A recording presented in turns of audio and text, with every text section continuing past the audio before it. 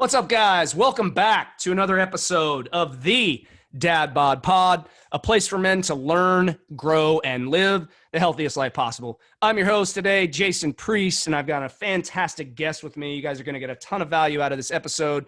But if you're a brand new listener, I highly encourage you to go back, check out some of the prior episodes. There's a ton of content there that will help you work towards becoming a healthier version of you. And if you're a long-time listener and you haven't taken 10 seconds out of your day to drop us a quick review, we greatly appreciate your support. If you could just do us that one favor. We don't run ads. We never will run ads on our show. We respect your time. We know you guys are listening to this on a commute, in the gym, whatever that may be. So if you could just do us that one favor, help grow the show and get this into the ears of more men who could potentially change their life and become a healthier version of themselves. Today's interview is going to be fantastic, as I mentioned. Today with me, I have Udo Erasmus. Did I pronounce that right? I didn't want to butcher your name. Udo Erasmus. And he is the co-founder of Udo's Choice line, which can be found in Whole Foods and other health food stores worldwide. Udo designed the machinery for making oils with health in mind and pioneered flax oil, a billion-dollar industry. However, Udo walked a difficult path to become the man he is today. Being a child of war, Udo's life began with intense struggle. As an adult, he got pesticide poisoning in 1980, leaving doctors at a loss regarding treatment. Deciding to take his health into his own hands, Udo began researching, and his discoveries led him to a passion for finding the answers to life's big questions, which would hopefully one day bring him and the world peace. Today, Udo is an acclaimed speaker and author of many books, including the best-selling Fats That Heal, Fats That Kill, which has sold over 250,000 copies. He teaches at events hosted by Tony Robbins and Deepak Chopra. He has keynoted at an international brain health conference and has traveled to over 30 countries to conduct thousands of live presentations, media interviews, and staff trainings, impacting more than 25 million lives with his message on oils, health, peace, nature, and human nature. Udo has an extensive education in biochemistry, genetics, biology, and nutrition, including a master's degree in counseling psychology. That is quite the bio, my man. I'm excited for today's interview. Udo, welcome to the show. God, I wonder who they're talking about. Sounds really impressive. Who is that guy? I don't know. I'm still trying to get to know him. That's a fascinating bio. Let's hear more from this individual.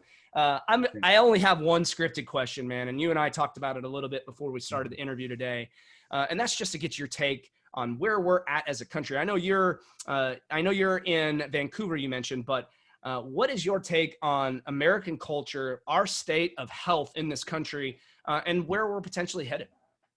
Well, we do this thing that historically people have always done. When they do well, they get sloppy, then they drift, and drift always goes downhill, and it isn't until they hit rock bottom.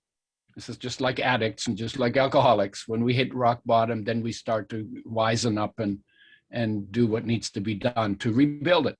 This is kind of like it's strange that we do that, because at the time when we have the luxury is when we need to invest in raising our standards. I love that.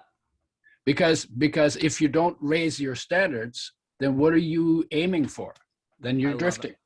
And I came out of a war. I was born during the Second World War in Europe, in the middle of everything. And we were refugees when I was 2.5.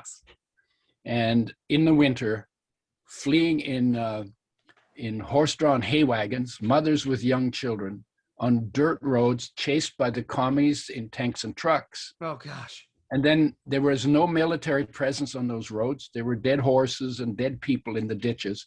And the Allies were using the refugees as target practice, shooting at us from planes. Oh, wow. These were the good guys. These were the good guys, right? So for me, it's like, it's crazy everywhere. But the point of this wasn't a gift then, but it's a gift now, because it rubbed my nose in what happens when people don't cultivate the good when they can, and then they drift. And we're headed in that direction now. You talk about the health of America. Doesn't matter. You talk about the health of America, or you talk in relationships in America, or you talk about the politics in America, or you're talking about the environment in America. Everything is being exploited, disrespected, damaged, and we're doing, we're cutting corners, we have it so good that we're into convenience, And my view has always been, whenever you hear the word convenient, you should run like hell. Yeah. Because convenient will take you down. And challenge will build you. And I love everything you just said. And there's so many points that I want to touch on there. And you didn't even speak for like 2 minutes. So so you're literally you take uphill both ways in the snow to a whole nother level when you talked about your story growing up in the war times. I mean, that's insane for me to even fathom. Like and so, I know there's, that's quite the history for you. So I appreciate you sharing that. But you mentioned something that really resonated with me, and it's something that we talk about a lot as a company, and that's raising our floor, right? You said that when you start to drift, convenience, we use the term immediate gratification. We have fast food on every corner. You can go on to Amazon right now and have groceries at your door in 2 hours. Like this, we live in a world of convenience, especially in this country. And I agree with you 100%. And you would think enormous gratitude would come out of that, but actually what comes out is entitlement. Yeah. And it's like, okay, well that's not going to work. Right. You went there with health, politics. You hit relationships. You hit on multiple areas that is going on right now within America.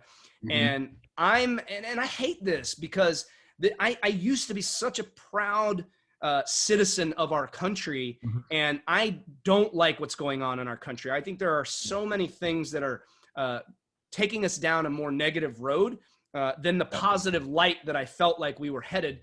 Maybe as a kid, right? When I was young and dumb and didn't see. But I think we're headed down a dark path right now, and I don't like it. And so I'm way more proud to call myself a Texan than I am American at this point. But let's not just pick on the U.S. because the same thing is true in Canada, and the same thing is true in every country around the world. Yes. And there's all kind, and it's because it's almost like we haven't had enough hardship to appreciate what we have. Yes. Right. And 9/11 was such a big wake up because that had never happened in the US. Right. The wars were always in somebody else's country. Right. And then it came home, and then it was like, oh my God, this can happen here too. Yes. Right. But it hasn't gotten better since then because we haven't really done anything to improve it. So it's actually gotten worse since then. All we've done since then is evolve with technology and immediate gratification things that are just leading us down a darker and darker path. I love that you went there though, because again, going back to raising the floor, right? So you said that when you start to drift, and I don't know if you use these exact terms, but you start to drift, you get comfortable, convenience plays a role, and it's almost an expectation, right? This immediate gratification mentality that we're in. And when we go back to the health piece, so many people out there feel like we're so used to having everything at our fingertips that I believe that's why so many people fall flat on their face with health, because health is one of the only areas that there are no shortcuts. There is no magic pill. That's why these fad diets become very popular with the keto and the Whole30 and these things. And I'm not saying you can't have success with that, but we see more horror stories with keto and some of these things because they're not sustainable. And so people want that quick result. You do not realize how many guys have come to us who have dropped 50 pounds on keto only to go back and gain 60 because they couldn't sustain it. And so I think this whole immediate gratification mentality is toxic, and I hate that we're going that way. But as a company, we talk about raising our floor often. You mentioned that. We have, it's fun to talk about goals, right? You have a health goal, you have a business goal, maybe you have a relationship goal or a community-based goal. You want to become more prominent in the community. You want to reach health goals. You want to lose 50 pounds. Those are all fun to talk about. But how do we come to a place where we start to raise our floor? We create minimum standards that don't allow us to backslide to places where we don't want to go again. And I don't have the answer, but I believe that's what we need to do as a human race so that we don't look back. I do. Right? Okay. So first of all, if you look at the institutions, so your government and the various institutions, they set minimum standards below which is not okay to go. But they're never optimum standards. They're never really high standards. And I understand that. So if you want a higher standard than the minimum standard, you have to set that standard yourself. Yes. And it could be anything. I'll give you a crazy example but it applies to anything you do. I got to a point at one point in my life where I said, I have never loved a woman unconditionally. I want to have at least one relationship with a woman where I love her unconditionally. What does that mean? Well, it means that I'm going to give all the gifts I have that I can give without expectation of getting anything back. And if she gives me something, I'll accept the gift, but it's only going to be a gift from me to her without strings attached, and then gifts from her to me without strings attached. Now, I didn't tell her I was doing this because I didn't want to be taken advantage of, right? Right. I get it. But I set it up in my mind, and I set this standard, unconditional love for this person. And the first thing that happened is I started seeing all the places where I had expectations. I'm trying to do unconditional love that has no expectations. But if I hadn't set that standard and said, okay, I'm going to commit to that and I'm going to pursue that, I would not have seen even that how many expectations I had. So when I set the standard, then bang, I ran into the expectation. Oh, there's another one. Oh, there's another one. And because I then noticed, I was able to look at what those expectations were because they came into consciousness. I became conscious of them. And I was able to unscrew the triggers that led to those expectations. And it's usually stuff from childhood. It's subconscious mind stuff buried, certain habits, certain ways that people were. And that was, so my point of this is if you don't set a standard higher than what you're at, then you'll never notice where you come short and you never get the incentive to grow. And that's why people sometimes say failing your way to success. Yep. Right. But you wouldn't even do it and you wouldn't even notice if you didn't first set a standard. What is the standard? How could I be the healthiest, longest lived person that is possible given my biologic makeup? That would be one. How could I live in the experience of the most content or most humorous or most kind or most compassionate human being that I know or human being that I could be? Sure. And sometimes you look at people as models because you want to model, they have a standard that you aspire to. Then you use them as a model. And then you see, if you're really committed to it, then you will see where you don't live up to the model that you set for yourself. That's how growth happens. Even a tree, tree, in order for a tree to grow, it had to set a standard. The standard was set for it. Right. What is the standard? The sun is 93 million miles away, and the plant grows to reach for the sun. Right? Right. If there was no sun, there would be no growth. There wouldn't be much growth. Right. It's a funny example, but no, it's great. It's great. It's a good analogy because here's the thing: is like there's a lot of people out there that don't realize they're not setting themselves up for growth. It's like this stagnant mentality, and I think a lot of it is based on I guess based on our society, like what's going on right now in our country. I think that people don't realize what they're capable of. They don't even tap into their potential as a human. And I speak from experience. I came from a dark place, man. I was what I call a late blooming entrepreneur. Yeah. But I will tell you that I vividly remember the conversation that I had with my wife. I was working at a corporate wellness company, doing health coaching, making good money. My wife was, we had one kid and she was pregnant at the time. And I came home and I looked my wife in the eye and I said, you know what? I said, I'm going to quit my job. And she says, what? Like, we're having a baby. Yeah. You're going to quit your job. That you think this is the best time to do it? And I said, there's no other chance for me. I am not going to be a 65 or 70-year-old man looking back on my life with nothing but regret. I'm going all in and I'm going to bet on myself. And I will tell you, the first 2 years of business were some of the most challenging and trying times of my life. I bet. I kept going. I kept fighting. And now we're here. Now I have the pleasure of speaking with you, Udo. Yeah. So and we do, just to be clear, we do set goals. I mean, I think probably the biggest goal these days people set are, I want to be rich, sure, or I want to be famous, or I want to have power. Right. But those are fake goals. Money has no value other than the value we create in our mind for it, because it's all it is a concept. Yep. And that money and the treasure on this planet is life. And so the idea of money is, well, money should be serving life, but now we have life serving money. Yes. So then that's not the kind of goal you want to set. You want to set goals for who you are as a human being, how present you are in your life, how connected you can be to the world you live in. Yes. From the heart, like with your whole being, from the heart, right? Those are the goals we're not setting. And that's why we're drifting away from the highest values, the highest common denominator in human beings. You could call it mastery.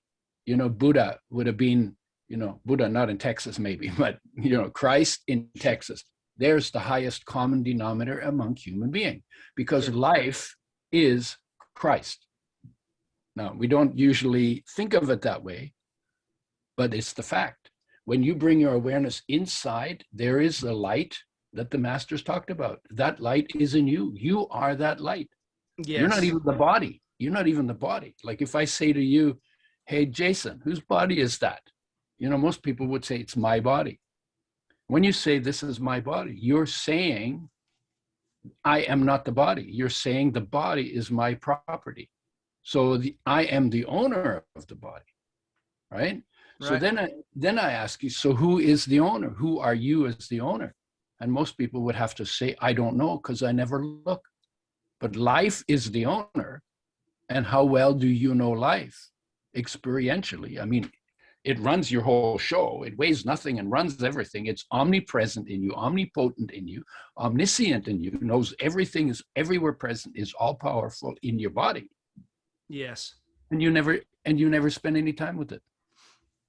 And that's and the highest common denominator to aspire to would be to be fully present as life, to experience what it feels like to be alive, to see what it looks like inside to be alive, to listen to what it sounds like to be alive. And when you do that, there's peace there, there's unconditional love there, there's inspiration there, there's purpose in there. It's already all sitting there waiting to be discovered. And most people never tap into it. But you got to look into it instead of looking away from it. And mostly what we do is we live out here in the interactions, and we don't even know who we're bringing to those interactions. Yes. Because we don't take time to sit with ourselves. Yeah, I love it. And I will tell you, and let's hit on the financial piece for a second, because, I would imagine, with your history and, everywhere you've been all around the world and seeing and meeting as many people as you have, I would imagine you've seen this quite a few times of, the multiple millionaire and even billionaires out there who have piss poor health and would trade every single dollar they have just to have some semblance of quality of life back. But instead, they spent their entire life chasing the paper. And now they've got a great nest egg for everybody that they're going to leave behind, but them themselves never really truly got to live. Yeah. And I think to make the point in another way is there's this guy in Germany, he had $9 billion. Oh, wow. 9 billion. And then 2008 happened and he lost $500 million. So he lost like less than 6% of his total wealth. It's like you have $1 and you lost a nickel. Right. And the guy was so upset that he jumped in front of a train and killed himself. Oh. So if you're thinking that having a lot of money will make you happy, no guarantee happiness will make you happy. And that's built in You can have unconditional happiness for no reason, just by going into the place in you where it always is. And when you feel happy, do you believe that happiness is a choice? I would say no.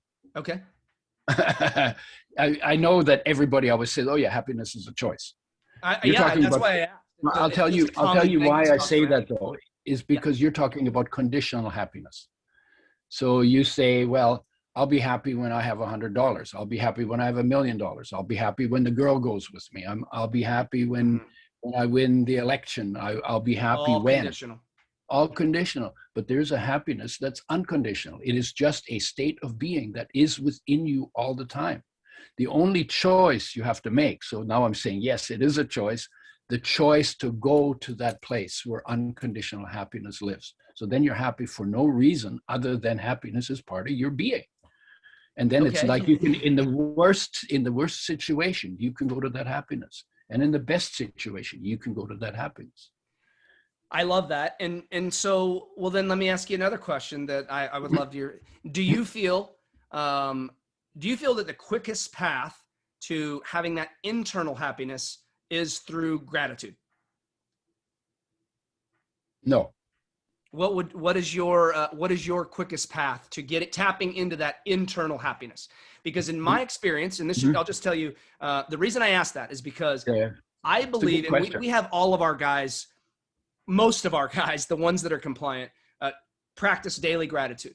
And I will tell you, Udo, the very first thing that I do every single morning is when I wake up, I fill out my gratitude journal, jot down the 5 or 6 things that I'm most grateful for in that moment. And the number one thing that always goes on my list is the fact that I woke up, or the fact that I'm alive for that day. Yeah. When I put that thought, when I plant that seed into my mind, there's not much that can go wrong in that day that takes me away from that thought. So I'd love to hear your feedback on that. Okay. So my quickest way, bring my awareness home. Take time for stillness. So what I do when I wake up, I spend some time checking in.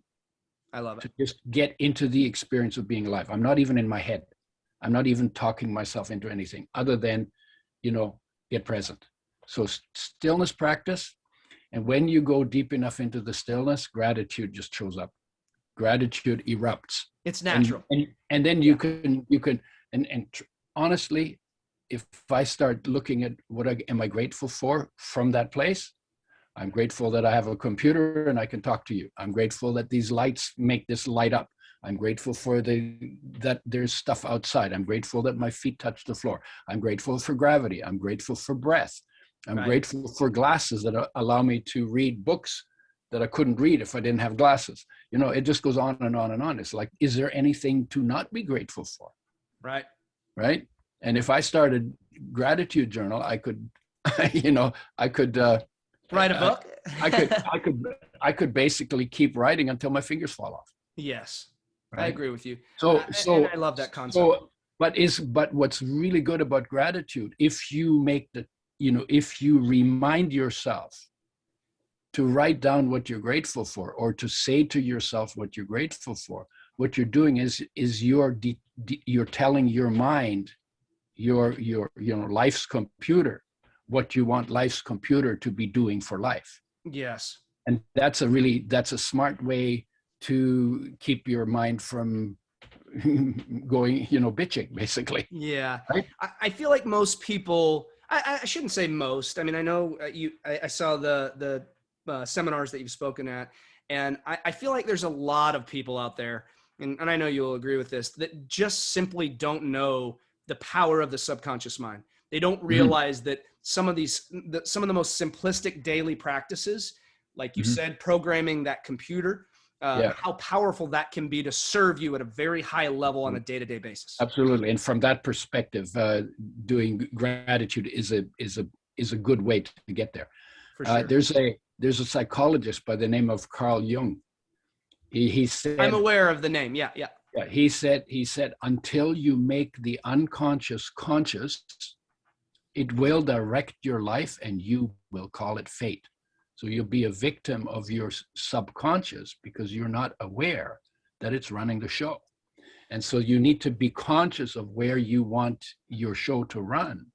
And for that, again, it's like setting goals. It's like setting standards. Gratitude is a standard. Gratitude is a standard. Today, I'm going to be grateful. Oh, I just bitched about something. Oh, wonder what that was about. Okay, how do I get to gratitude from my bitching? And then I have to process something. Maybe I have to disconnect the trigger. Maybe I have to let go of a memory that I've been using as an excuse for not being grateful, you know, or, you know, sometimes people are, play victim because less is expected of them and they get more handouts, you know, and so these are functional things. Right. But if you want to have a really good life, you need to be in charge. And to be in charge, you need to be present in your own space. I love it, man. That's why this silence practice is about bringing awareness into the space my body occupies and discovering the light there and the sound there and the love there and the beauty there and the everything. This is because everything, we were born loaded. Yes. With everything. Yes. And then we drifted away from it. You know, we were in that space when we were in our mother's womb because there was no place to go and nothing to do and everything was taken care of. So we hung out for 9 months. We hung out in a Buddha space, a Christ space, right? And because our awareness was inside, in life, in its source. And whether you call that the master or life or solar energy or God, whatever your definition is, whatever you call something bigger. That's the reality of your inner existence. And then we got born, then we had to get to know the world. So our awareness went out. And now mostly we spend our awareness outside, present, inside, absent. And then our heart aches, or we feel restless, or we feel empty, or we feel blue, or we feel lonely, or we feel isolated, or we feel sorrow, or longing, or grief, or loss. And that's actually the call of our life, calling our awareness to come back home to ourselves. Then would you agree that the majority of mental health issues, let's set aside the chemical imbalances, right? We have depression, we have anxiety, we have schizophrenia, we have bipolar. There's some true chemical imbalances that happen. But would you, if we set those aside, and would you say that the majority of people out there that are dealing with mental health struggles, would you say that the majority of those guys or those people, the root cause there is because they're, like you just said, they're not inside, they're seeking external gratification, external happiness, external everything, and at the end of the day, it's all starts from the inside. Would you agree with that? If you look at my background, there's a reason why I have this background. Over here is all the clutter. Books and, stuff, right? That's the world. And over here is nothing except all possibility, free space. Both of those exist within us. The clutter is in our mind, but there's no clutter anywhere in our body except our mind. If you understand that everything exists within you, and you can choose where you focus. And we focused on the clutter most of our life. So we're thinking, or we're interacting with the world and other people. And we spend very little in this place that is free. There's where your freedom lives. There's where your love is. There's where the possibilities are. There's where the ingenuity comes from, where the genius lives, right? And because both are within us, it is possible to choose clutter or no clutter. And all the clutter is in mental illness, and there's zero clutter in mental health. I love it. And you just said something that I had a mentor one time tell me basically you elaborated on this one little phrase that he told me that really stuck with me. And you just hammered it home is that there are no stressful moments in life. There are only stressful thoughts, right? We're the ones that drive that home. And I think that's such a powerful message for our audience. not only that, but actually when we say, usually when we get stressed, it's someone or something, right? Sure. Oh, he stressed me. Oh, she stressed me. Oh, that thing that really stressed me. But you know what? You could have somebody standing beside you in the very same situation who didn't care about it. They wouldn't get stressed. So what we actually do is we use people and situations as excuses or as triggers to stress ourselves. Right. We create the stress because you could be in the middle of everything, chaos, and you could be feeling the love inside that is unconditional, because that love is not affected by chaos on the outside. Right. The peace, the peace is that's inside at the core of your being is not affected by the chaos outside. And it doesn't get ill, doesn't die, never get sick, right? It's like, but the question is, are you willing to practice being present before the chaos hits? Because it's hard to start the practice when the chaos hits. I was just about to say that. That's a simple concept, but a very challenging path unless you are committed to it. Right. And what we're not doing, and that goes back to the beginning of where we started talking, is how are things going? Well, things are not going well. We seem to be going downhill, because when we have the luxury to do this, we're not doing it. Right. We're distracting ourselves. We're ignoring it. We're denying it. We're denying our need for it. And then when the doo-doo hits the fan, then all of a sudden we want peace. Well, that's about the hardest time to get it. If you don't practice peace and it becomes a habit when you have the luxury to do it, it's not going to be easier. You'll just be chasing. Yeah. It doesn't get easier as you drift downhill. Right.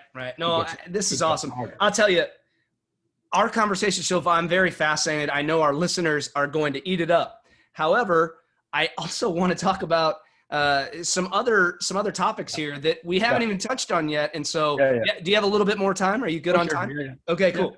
Because I want you to know that completely set aside from everything we just talked about with the human brain and being present and all these fascinating topics, there's this little, there's a lot of interest on my behalf to get your take on fats, because here's the thing. Mm-hmm. I am known as, in our community, when people see avocado, they think Jason Priest, right? Like that's my jam. I am the healthy fats guy. And one thing that we have all of our clients do, and you'll probably agree with this, the majority, especially in America, most people do not consume enough healthy fats. I would say that the majority of people that come to us, guys who come to us, when they tell me what their nutrition looks like, or they're trying to make it look like, I don't hear many healthy fats mentioned. And I will tell you that those are such a staple in my life. I feel like they've helped me in so many aspects. I feel like the more healthy fats I eat, the leaner that I'm able to get. I'm going to pat myself on the back here. I've been told this many times. This is not me just bragging, but I don't feel like I'm almost 42. I don't feel like I look like I'm almost 42. Mm-hmm. I feel like my skin, my hair, so many aspects of healthy fats have helped me tremendously.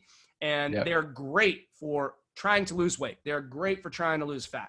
There are so many components that just have immense health benefits.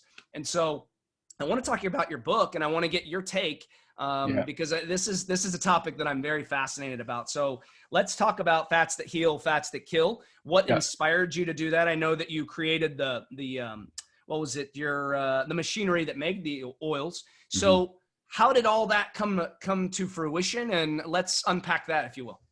Yeah, well, I got married and had 3 kids, and my marriage broke up, and I wanted to kill something. So I got a job as a pesticide sprayer, because the only reason for spraying pesticides is to kill things, right? So, that's so great. I never would have thought, but that's awesome. And then the predictable outcome was, after 3 years of doing it very carelessly, I got poisoned. Okay. Went to the doctor, said, "What do you have for pesticide poisoning?" She said, "Nothing." So, that was like, that's when the penny really dropped. Oh my God, my health really is my responsibility. Yes. And so because I had the background in biochemistry and genetics and science, I went into the journals and started reading about health and nutrition, disease and nutrition, because the body's made out of food. So, food must make a difference to health. We are the what higher we the eat. standard for food, the better body is going to build. And 98% of the atoms in my body turn over every year, right? So if I raise my standard, if I'm sick and I raise my standard, within 1 year, I will have rebuilt 98% of my body to a higher standard, to the standard I set. That's how it works. That's why healing is possible. It's always about setting higher standards. Yes. That's what, you don't heal by setting lower standards. You heal by not at all. setting higher standards. So I got stuck on fats because it was the most confusing area. That's why the title, Fats That Heal, Fats That Kill, two completely opposite stories. Yes. There are fats that you absolutely have to live and be healthy. And if you don't get any of those, you will die. So you can't go on a no-fat diet. And there are fats that will take you down.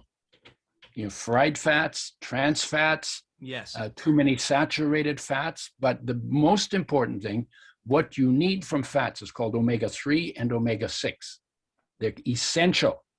Means you have to have them to live and be healthy. Your body can't make them from anything else, so they have to be brought in from outside. Plants make them for you, actually. So, and you need both. They both are very, very sensitive. These are our most sensitive nutrients. They're damaged by light, oxygen, and heat. They need the most care, and we give them the least care. We throw oils in the frying pan and turn them into smoke, and you know that you're changing the chemistry, and smoke is not one of the essential nutrients, right? Omega-3 was, but you turn it into smoke. Smoke is not. Smoke is toxic, right? And so I thought, oh my God, we're doing this. I mean, even the industry wrecks them. In a tablespoon of usual oil that the industry makes, the colorless, odorless, tasteless oils in plastic, in 1 tablespoon, 1% damage, ballpark, is how much damage you get. You get 60 quintillion damaged molecules, which is more than 1 million damaged molecules for every one of your body's 60 trillion cells. It's like, and you think that's not going to affect you? There's like 1 million toxic molecules for every cell in a tablespoon. Most people use 2 to 4 tablespoons. Then you put them in the frying pan. You've got to multiply that by 3 to 6 times, right? So more health problems come from damaged oils than any other part of nutrition. And more health benefits come from making the oil change that your body needs, from the damaged oils to oils made with health in mind. And that's the industry I pioneered, because I realized when I got poisoned by pesticides, I can't get healthy on damaged oils. They should be made with health in mind. I'm going to do it. And so we had to make a very tight system where the oil doesn't get in contact with light, oxygen, or heat or high temperature while it's being pressed, filtered, settled, filled into brown glass bottles, in a box, in the fridge, in the health food store. That's where the oils end up. And I started with flax oil because it has the most omega-3. 99% of the population doesn't get enough omega-3, but they're essential. Every cell needs them. They're a nightmare to work with. They're 5 times more sensitive than the omega-6 oils. And I thought, wow, if we could make this with health in mind and we could bring it back into the diet of people, we could help almost everybody. And I went ballistic. I got so excited. Oh my God, we could help so many people. And so the goal was always a bottle in every fridge. You dump the dirty oil that people are using, bring in good oil, don't use it for frying, add it to foods after they come off the heat, right? And then you get your omega-3 and your omega-6, and they happen to be high energy molecules. Omega-3 is the highest energy molecule. Sometimes we call it the God molecule. It's like, energy is God, right? And right, energy runs everything, right? Sure. So has the most, and they turn on fat burning in the body and they turn off fat production. So they actually help you lose weight and they give you a ton of energy. We measured in athletes with a blend that we made called Udo's oil. In 30 days, if they did their sport to exhaustion, our athletes had 40 to 60% increase in performance in 30 days. That's awesome.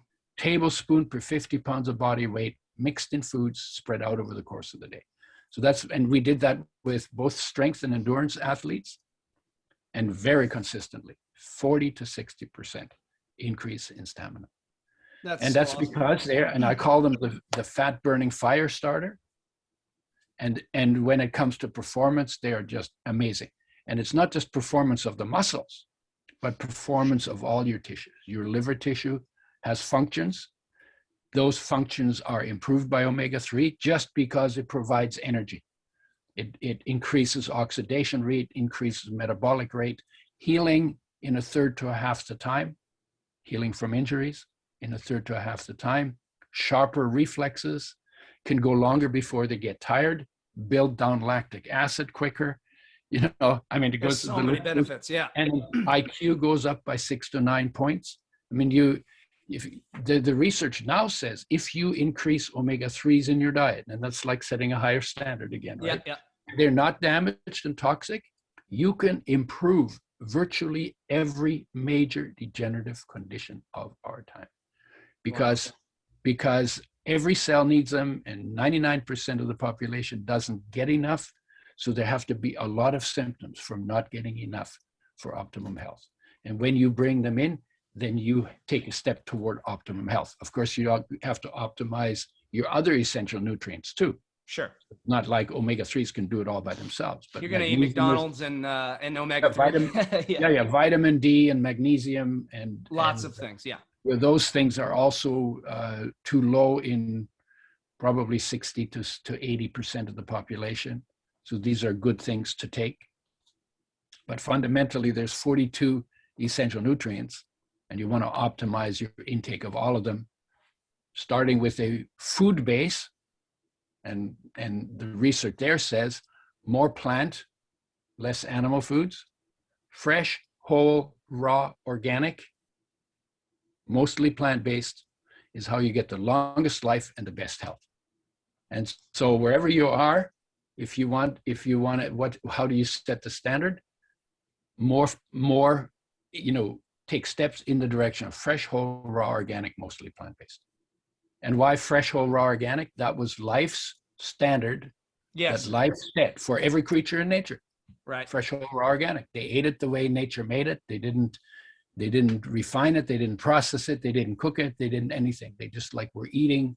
They were just eating things that nature grew the way nature grew them.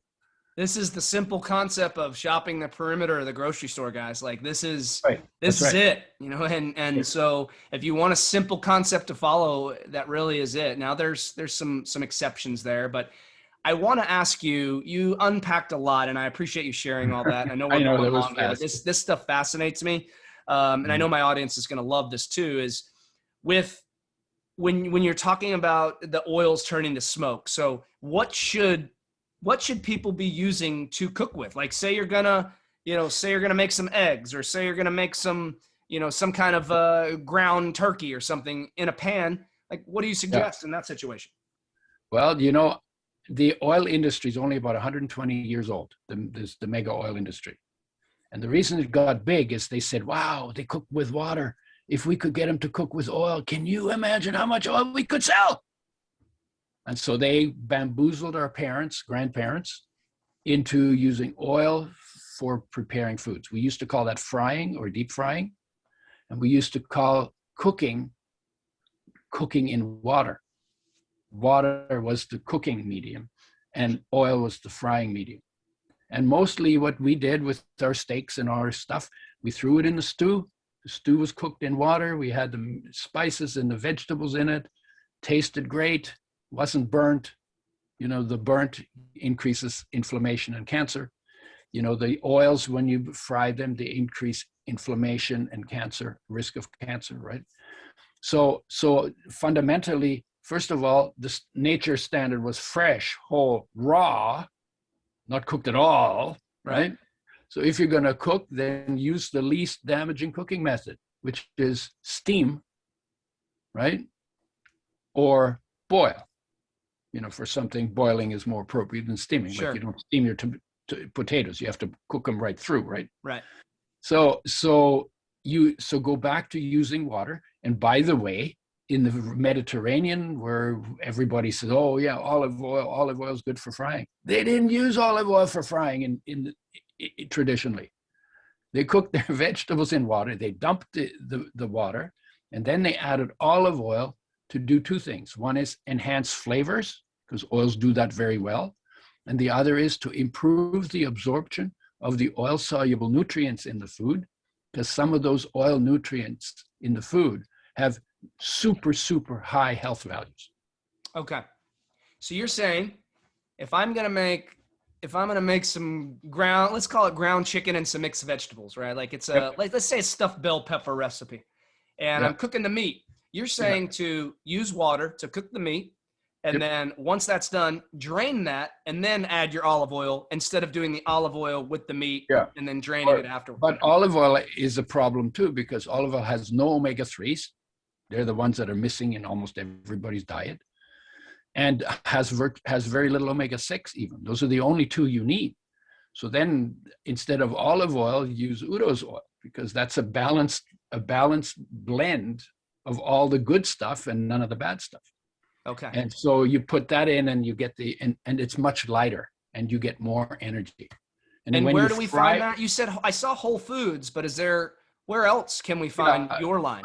You can get it on iHerb, and you can get it on, you can get it on Amazon. It's not hard to find. Udo's oil. It's called Udo's oil. Is there any other products that you have, or was that your main thing? No, after I did the oil thing, because I kind of started an industry, then I said, well, what's next for health? And I thought digestion. So I work with digestive enzymes, probiotics, fiber, and bitters, because those four things do a really good job in taking a load off the digestive system, which then takes a load off the immune system, the immune system can then do its other jobs of cleaning out inflammatory proteins and viruses, funguses, bacteria, and cancer cells, and whatever else, right?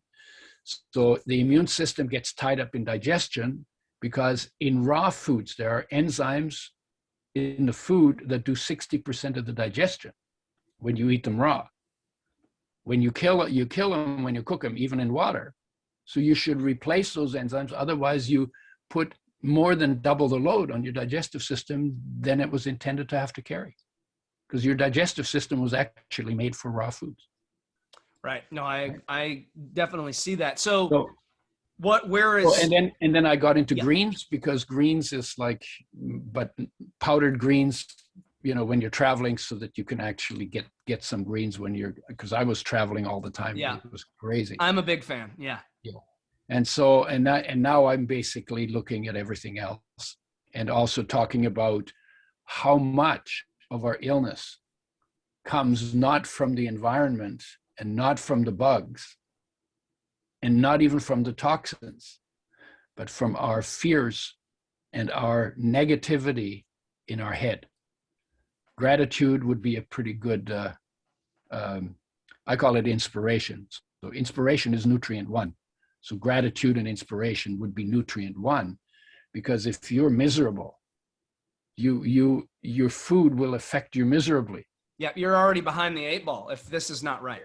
Yeah. So, and that one is totally in your control. You're not depending on the grocer. You're not depending on the farmer. You're depending on looking at your own stuff in your head. Right. And cleaning up the mess that you've collected first as a kid when you didn't have a choice. But if you're a grown-up, now you own that stuff. Yep. Right? Even though it's your responsibility to raise that standard. Blaming your parents doesn't change it, because it's in your head. Right? That's up to you to raise that standard. It's okay. Maybe I got some stuff from my parents or my teachers or whoever, my neighbors or whoever traumatized me, right? But now it's your stuff. And now you have to go there and look at what did you learn out of that, and how does that translate into how you feel, and then how you behave. And then you disconnect all the things that don't make sense anymore, because some things you keep because they work and they make sense.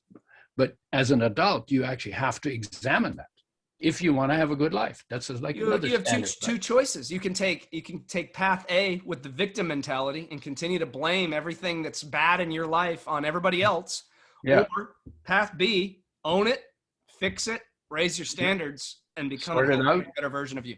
Yeah, because I when I was 26, the war ended when I was 3. Right? When I was 26, I was still bitching about it.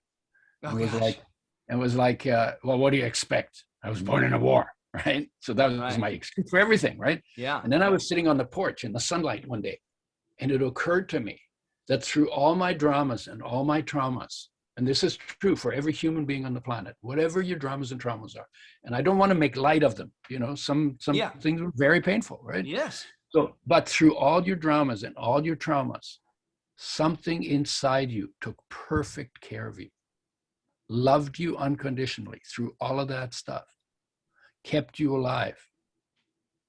And it occurred to me, oh my God, I've never said thank you for life, for taking care of me. And I've never actually tried to become friends with it. And I said, you know what? Something that takes that good care of me, maybe I want to become friends with it.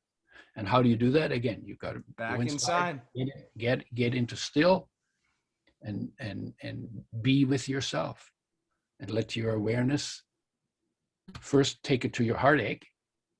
And one less than a hair's breadth behind your heartache is your wholeness, is your beauty, is your magnificence, is your awesome. This was great. This is great. Yeah, I love that. I love that. Everything is your.